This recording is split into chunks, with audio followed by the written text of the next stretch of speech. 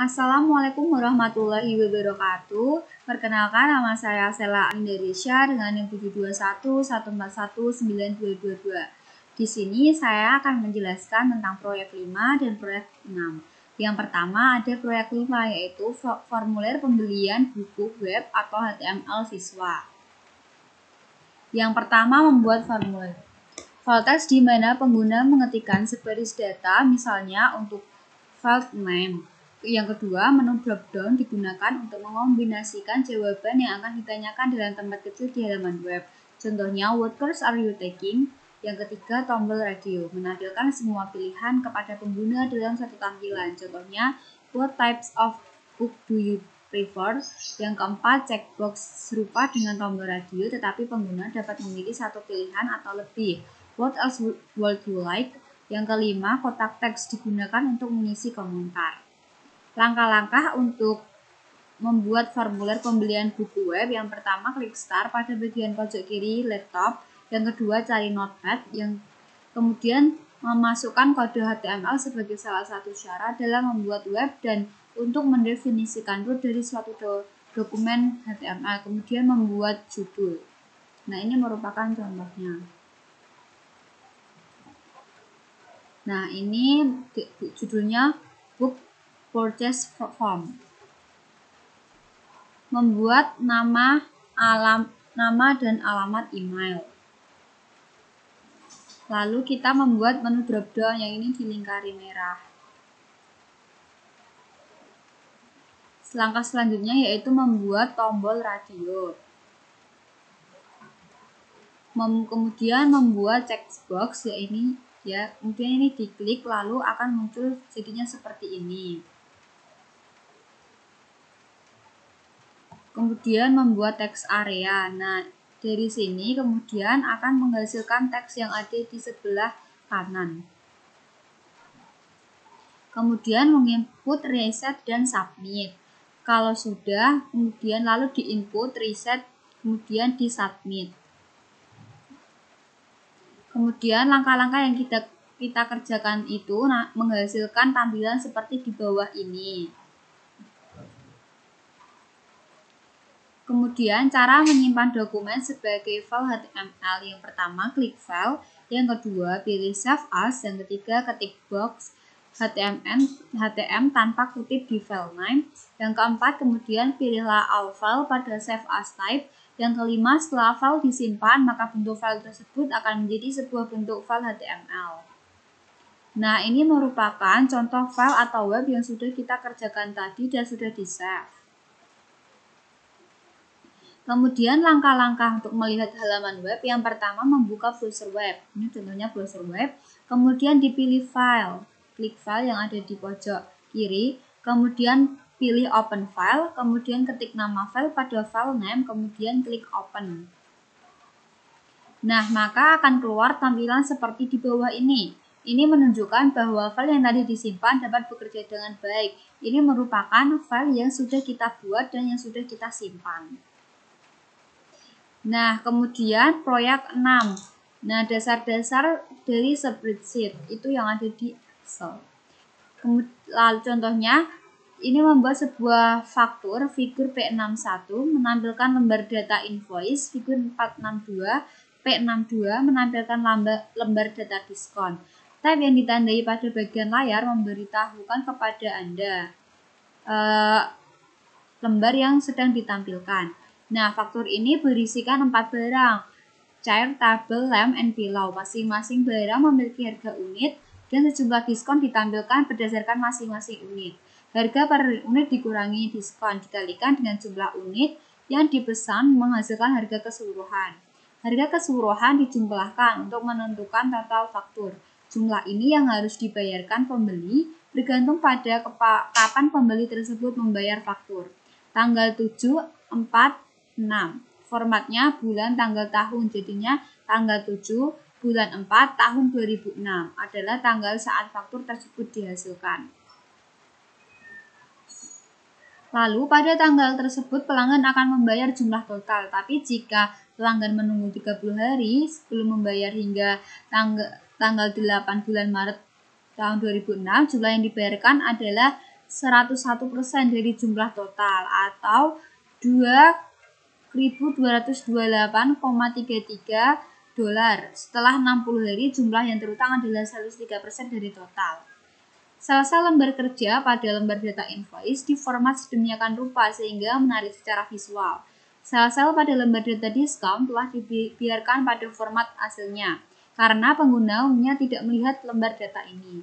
Spreadsheet memiliki kelebihan dibandingkan program perhitungan sederhana, yaitu dapat digunakan untuk memberikan kapabilitas sistem informasi yang cukup rumit bagi perusahaan.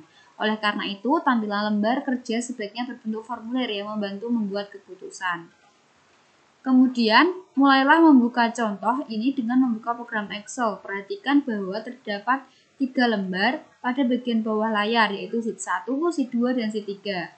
Kita hanya membutuhkan 2 lembar data untuk contoh dan kita ingin namanya invoice dan diskon. Klik tab set 3 dan pilihlah edit, diikuti subperintah delete dan bukan subperintah delete. Nah, kemudian lembar data diskon. Isi lembar data diskon akan dimasukkan pertama kali.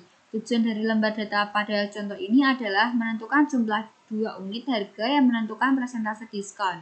Pada contoh kita, jika jumlah harga unit lebih besar atau sama dengan 100 dolar, maka diskonnya adalah 15%. Harga yang lebih besar atau sama dengan 50 dolar menghasilkan diskon 10%. Anda harus memasukkan nilai-nilai ke dalam sel seperti yang ditunjukkan figur P62. Formulir yang digunakan dalam lembar data invoice bergantung pada nilai-nilai pada sel-sel tertentu di lembar data diskon. Perhatikan bahwa nilai-nilai persentase dibiarkan muncul sebagai 1 dan 15. Nilai tersebut belum diformat sebagai persentase dengan tanda persen. Jumlah dolar 50.000 dolar dan 10.000 dolar telah diformat.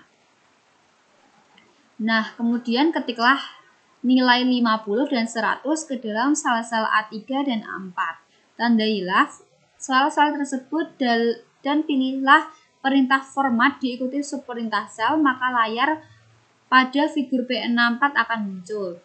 Nah, pilihlah sebuah format mata uang dengan 2 desimal untuk mendapatkan format yang diinginkan. Nah, ini cara untuk mendapatkan format angka. Kemudian lembar data faktur. Lembar data invoice jauh lebih rumit. Mulailah dengan membuka kolom cukup besar sehingga dapat menampung nilai dan judul faktur. Gunakan mouse untuk memilih kolom A hingga G. Kemudian pilihlah perintah format diikuti perintah column and width. Kemudian dapat memasukkan data di mana nilainya tidak akan melebihi ukuran sel. Anda harus memulai dengan memasukkan nilai data ke dalam sel-sel yang tidak membutuhkan perhitungan. Nilai Anda mungkin tidak muncul dengan format yang sama seperti pada lembar invoice. Kita akan memformat file ini setelah nilainya dimasukkan. Kemudian, sel A1 telah memiliki entry invoice, sel B3 hingga B7 terisi kata-kata item, yaitu chart, table, lamp, and pillow. Harga satuan juga dimasukkan ke dalam sel C3 hingga C7. Lewati kolom D. Kemudian, nilai-nilai ini akan dihitung. Kemudian, masukkan unit ke dalam sel E3 hingga E7. Masukkan kata-kata diskon dalam D3 dan accepted price dalam sel F3. Masukkan masing-masing total, amount due, dan date dalam sel G8, F10, dan G10. Kita ingin meletakkan teks di tengah sel-sel A1 hingga G13. Sorot keseluruhan area dengan mengikut mouse pada sel A1 dan sambil memegang mouse tarilah kursor hingga sel G13. Kemudian dilepaskan mouse tersebut. Keseluruhan area akan tersorot dan pilihlah format diikuti subperintah sel. Pilihlah tab penjajaran atau alignment. Kemudian lembar data faktur. Satu-satunya pengecualian untuk peletakan di tengah adalah sel G8 di mana kata total muncul. Kata total harus sejajar dengan sisi kiri sel. Dengan menggunakan figur P64 sebagai panduan, formatlah sel C4 hingga C7 sebagai file mata uang dengan 2 desimal. Formatlah sel D4 hingga D7 sebagai persentase tanpa desimal. Jumlahkan total sel F8 dan nilai-nilai pada amount due harus berbentuk mata uang dengan 2 desimal. Diskon yang diberikan bergantung pada harga satuan dan nilai pada lembar data diskon. Ini adalah formula bersyarat yang mengharuskan pernyataan if untuk menghasilkan satu nilai. Biasanya pertanyaan if memberitahu Excel bahwa suatu nilai akan ditempatkan di dalam sel berdasarkan syarat tertentu. Akan terdapat berbanding jika suatu sel lebih besar dibandingkan dengan yang lain. Diikuti nilai yang akan ditempatkan di dalam sel target. Jika perbandingan tersebut benar, diikuti nilai yang akan ditempatkan pada sel tersebut jika berbanding. Lalu selanjutnya pertanyaan if. Pertanyaan if itu lebih rumit karena jika perbandingan tidak benar, kita akan melakukan perbandingan yang kedua, dengan kata lain pertanyaan if yang kedua. Nah, figur ini menunjukkan pertanyaan if sel D4. Lihatlah baris teratas dari lembar data di atas sel-sel. Jika nilai di dalam C4 lebih besar atau sama dengan nilai dalam lembar data diskon pada sel A4, maka nilai lembar data atau diskon akan ditekan. Lalu, lembar data faktur. Sel tersebut telah ditandai dengan sebagai A4 pada lembar data diskon, tetapi gelar mengawali tujuan kolom dan baris kita dapat menyalin cut and paste formulir ini ke dalam sel-sel lain. Kemudian, jika nilai C4 tidak lebih besar atau sama dengan diskon, maka perbandingan lain dilakukan. Jika nilai dalam C4 lebih besar atau sama dengan diskon A3, maka sel ini menjadi lebih nilai dalam diskon B3. Jika kedua perbandingan tidak benar, maka nilainya menjadi 0. Satu peringatan, urutan pertanyaan if amat penting ketika dua atau lebih pernyataan tergabung dalam sebuah formula. Pertanyaan if akan berhenti ketika sebuah perbandingan benar, kemudian kita harus mengambil nilai yang terbesar lebih dahulu. Kemudian harga keseluruhan adalah per unit dikalikan dengan 1 dikurangi diskon dikalikan dengan jumlah unit yang dibeli. Kemudian sel-sel yang terakhir F11 hingga G13 mencerminkan nilai waktu dari uang atau time value of money ketika membayar faktur. Nah, kemudian P68 menunjukkan layar yang dihasilkan dari pemilihan perintah format diikuti perintah sel dan mengklik tab font. Anda dapat membuat judul kolom dalam huruf tebal atau mengubah ukuran font pada kata invoice dalam sel A1 menggunakan font dalam sel tersebut. Nah, sekian yang dapat saya sampaikan. Apabila ada kesalahan, saya mohon maaf. Wabillahi taufiq wal hidayah. Wassalamualaikum warahmatullahi wabarakatuh.